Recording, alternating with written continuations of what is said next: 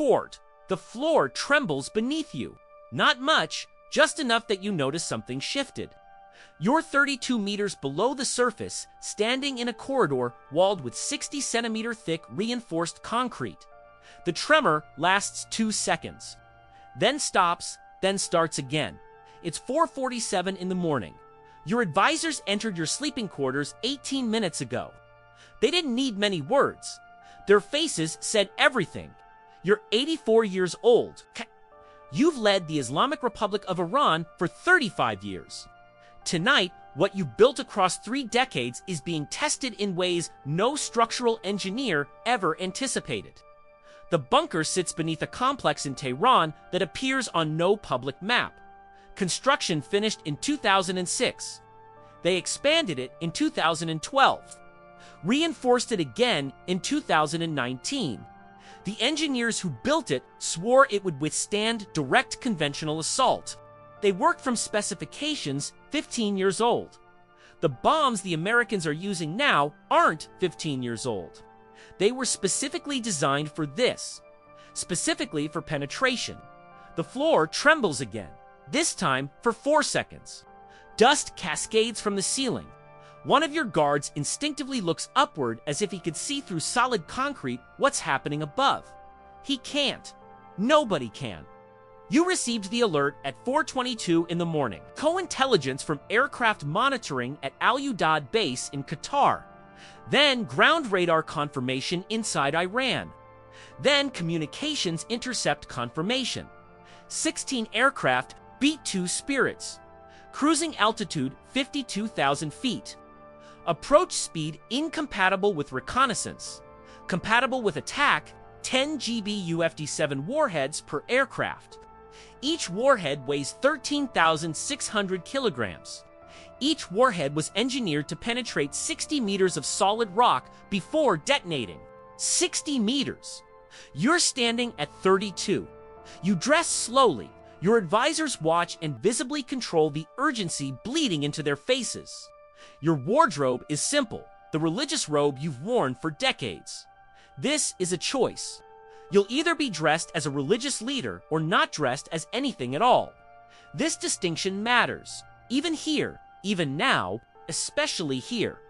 Especially now, the main bunker corridor stretches 120 meters long. Side chambers hold communications, power generation, supplies, medical facilities, designed for 48 people for 72 hours.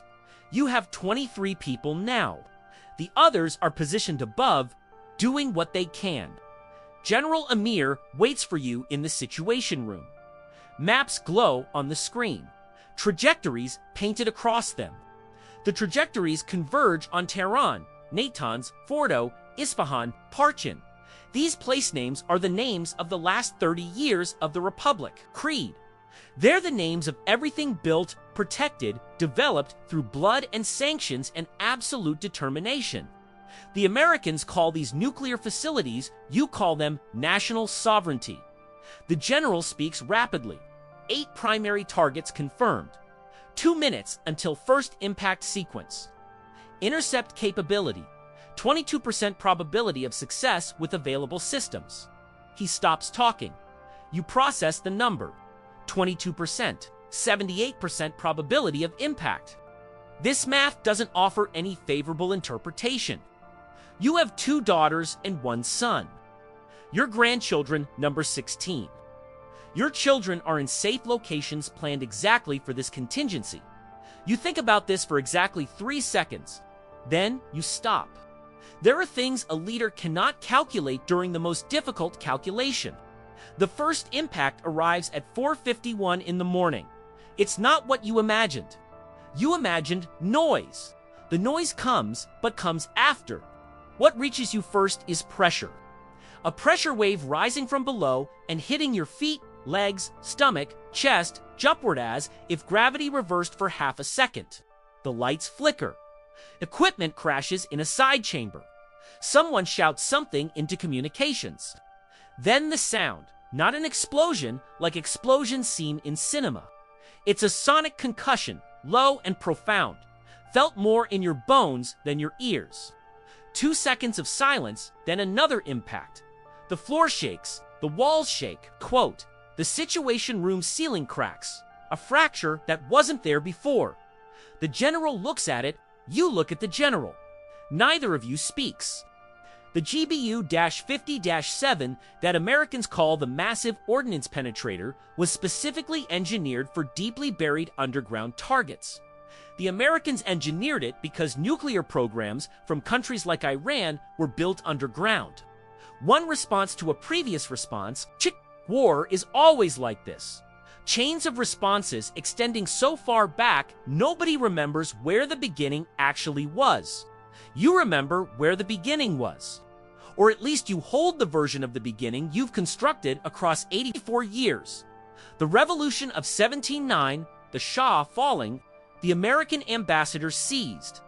Sanctions that strangled the 8-year war with Iraq, 1 million dead American weapons on both sides. Demonization, isolation, the nuclear program you started not as a weapon, you always said, but as a symbol. A symbol that Iran doesn't ask permission to exist.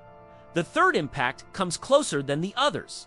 The ceiling fracture expands. Thick dust coats the map table. Someone in communications uses a Farsi word that isn't meant for radio. You're 84 years old. You survived the revolution.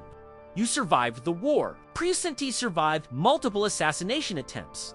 Decades of sanctions that choked the country in slow motion. You survived presidents who cycled through, generals who were killed, negotiators who tried and failed and tried again. You survived Soleimani's death. You survived everything. The bunker is the result of decades of functional paranoia. Functional paranoia isn't regular paranoia. Regular paranoia paralyzes you. Functional paranoia makes you build things, makes you bury critical infrastructure 60 meters beneath the earth, makes you scatter facilities across 4 provinces, makes you create redundant systems, exit routes, government continuity protocols. The bunker is functional paranoia in reinforced concrete, but the Americans also have functional paranoia. Their paranoia produces the GBU-50-7. The fourth impact hits. The bunker's power system wavers. Lights die for 4 seconds, the generators kick in. Lights return, dimmer. The general is on the phone, listening. His expression shifts as he listens. When he stops, he looks up at you. He doesn't need to speak. His face does. Natanz. The uranium enrichment facility at Natanz, buried 80 meters beneath the Isfahan desert, was struck by 3 warheads in sequence. The main chamber structure collapsed. The centrifuges that took 15 years to develop, protect, replace, after sabotage, replace again, are destroyed. Not damaged, destroyed. Process this information. You have 70 years of practice processing information that can't be processed well. You process it. The Iranian nuclear program was the center of everything for 2 decades. Center of negotiations, sanctions, threats, compromises, betrayed compromises, renewed threats. The entire world rotated around uranium centrifuges buried in the desert. Now the centrifuges don't exist.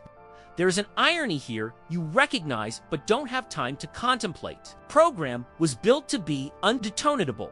The attempt to make it undetonatable justified the attack that detonated it anyway. The 5th impact, the 6th, comes so quickly it seems like the 5th's continuation. The main corridor shutters. An emergency door springs open. The security system interpreting the pressure as gas flooding. One of your guards closes it again. Someone in the medical area is being treated for a head wound from fallen equipment. Aced. You think about the 7 who died in the Israeli attack on Damascus in March of 2024. You think about the 170 who died when Iran responded with drones and missiles. You think about the escalation that everyone saw happening in slow motion for 2 years and nobody stopped because stopping required concessions nobody was willing to make. Now they're here. Moment where stopping isn't an option anymore. The general reports. Communications with Fordo are dead. Fordo is the deepest facility, buried inside a mountain in the country's center. It was considered impenetrable. Communications being down doesn't necessarily mean it was hit, but there are probabilities. The radar screen shows 4 of the 16 aircraft have completed their run and are heading back. 12 still in operation. You do the simple math.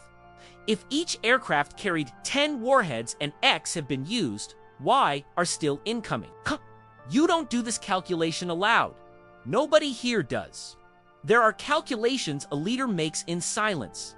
The bunker's ceiling crack now stretches 40 centimeters.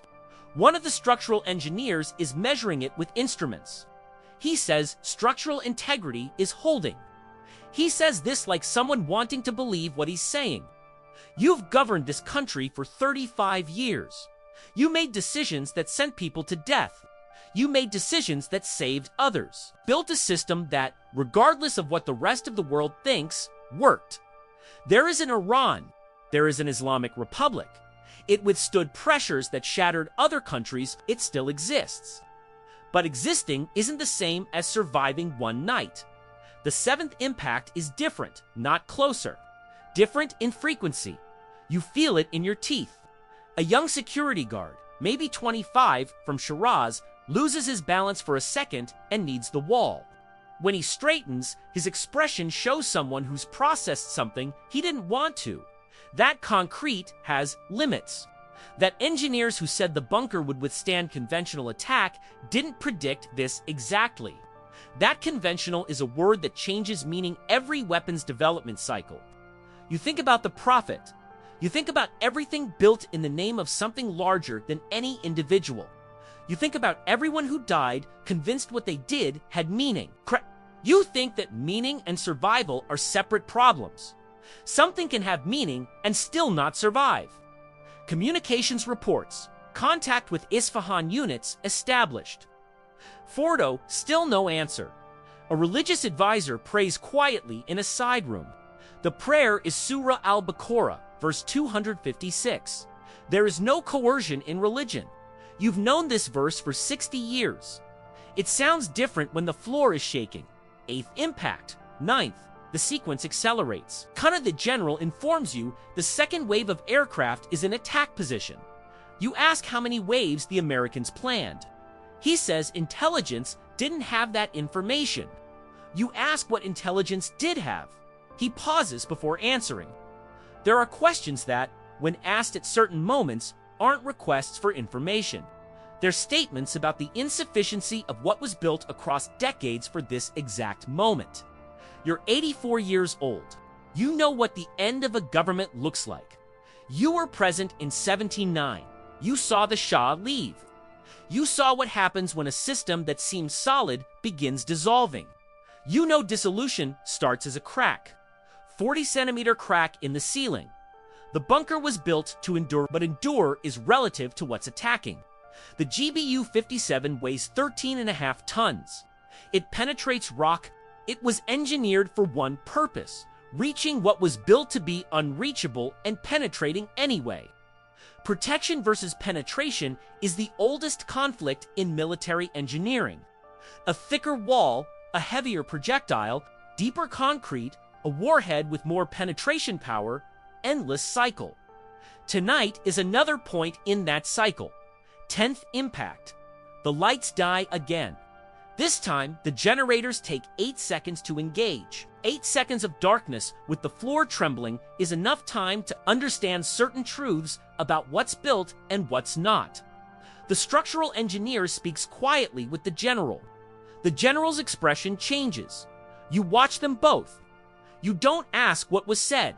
You already know what was said. 32 meters of depth, 60 meters of penetration capability. The math is simple and offers no comfort.